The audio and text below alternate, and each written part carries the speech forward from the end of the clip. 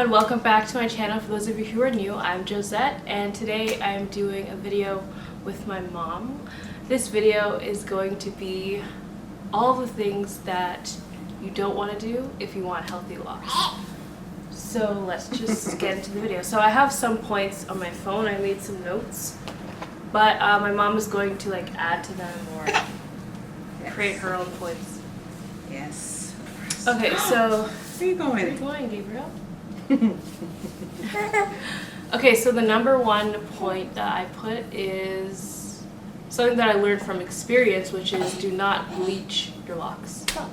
Don't bleach your locks. That is something that is guaranteed to leave you with damage in your hair no matter what.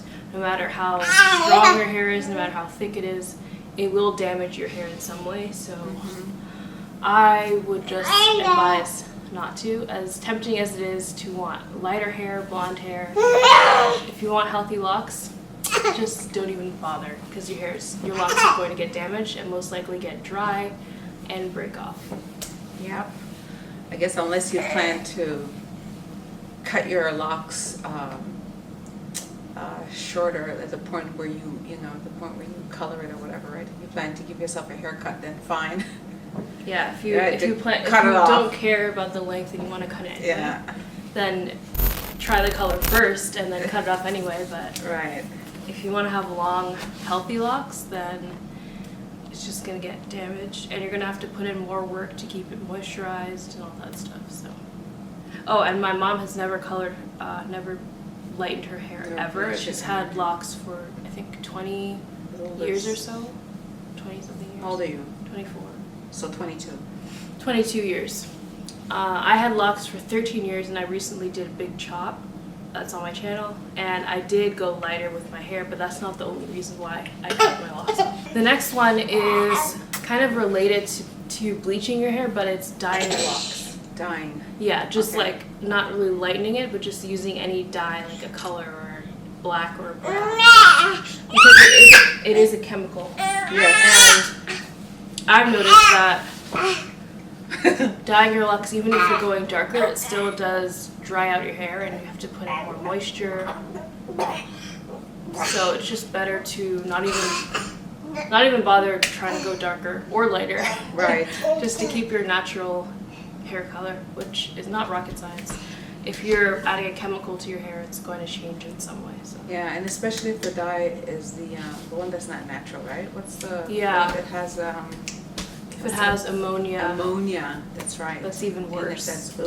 But you can actually feel how dry it is once you try to rinse it out.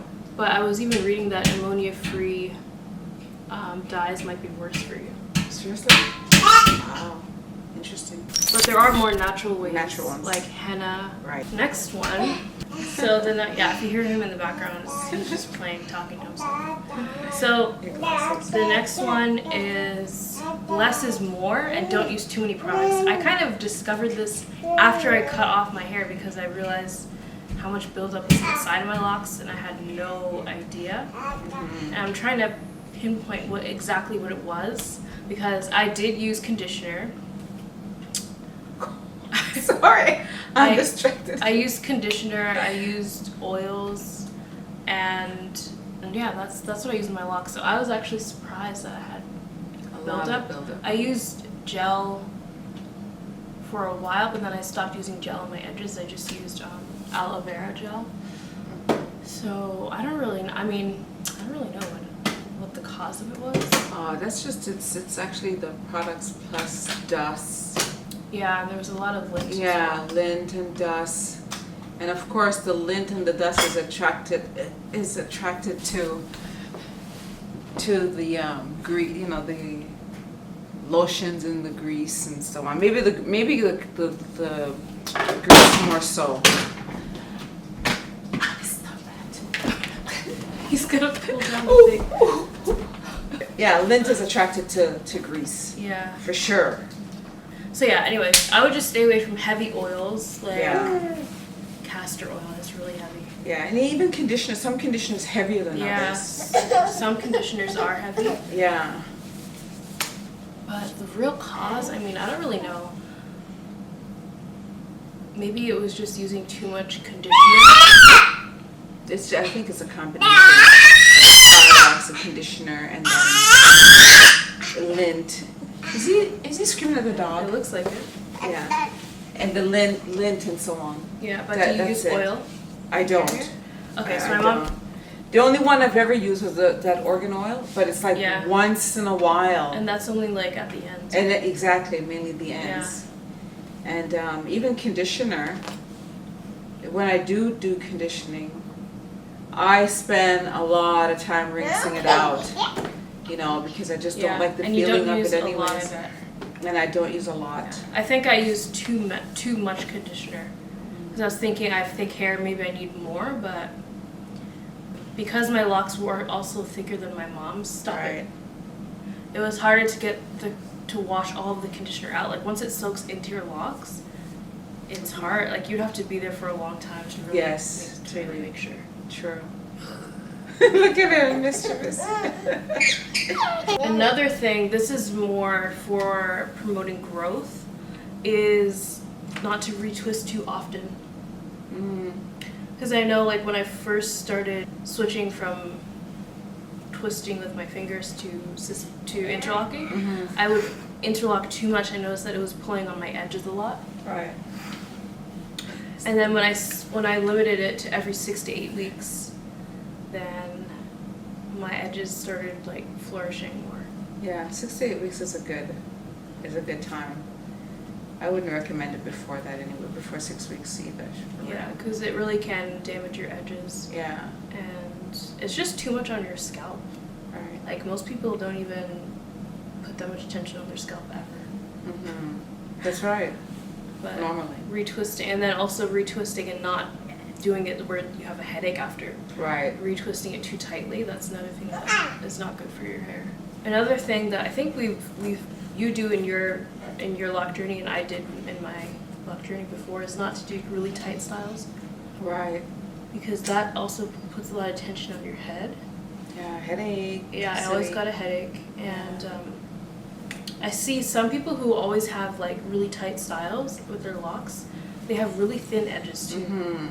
So it just goes to show that I don't think it's really necessary to do a tight style like every single day. Right. Once in a while, sure, or something special. Or for an event for a couple hours, but.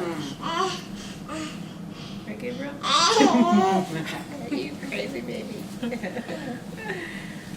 Oh, there he goes again. Oh yeah, this is a good one. Trim your locks when it's needed. A lot of people are like, oh, I don't want to cut my locks. I want to cut, even if it's like straggly ends and dry ends. They still don't want to cut it because they're holding on to the length. Right, you gotta clip it. I think like when you're in your lock journey, you can get so obsessed with length, but it's so crazy because it's just hair. It's just hair. It's like mine is just ready to be trimmed again too. Yeah. Right. My mom trims her locks pretty regularly. Yeah. And that's how they stay so strong and healthy. Weighing your hair down. The hair doesn't even look healthy, right? Yeah, it's not bouncy and lighter and all that stuff.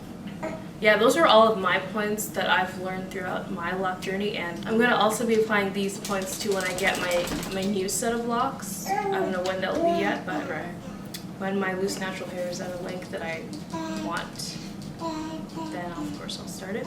But yeah, I'm going to use these tips for my hair because I definitely did a lot of experimenting during my lock journey. I dyed it black, I dyed it blonde, I dyed it red, cut it, like so many different things. So many. But with my second lock journey, I'm definitely just going to keep it all natural. You sure about that? Yeah, I actually am, because I've done it before. I've done it already. So yeah, anything you want to add for things not to do to your locks? Yeah, I think you basically covered it all. Because you know me, I just sort of wash and go.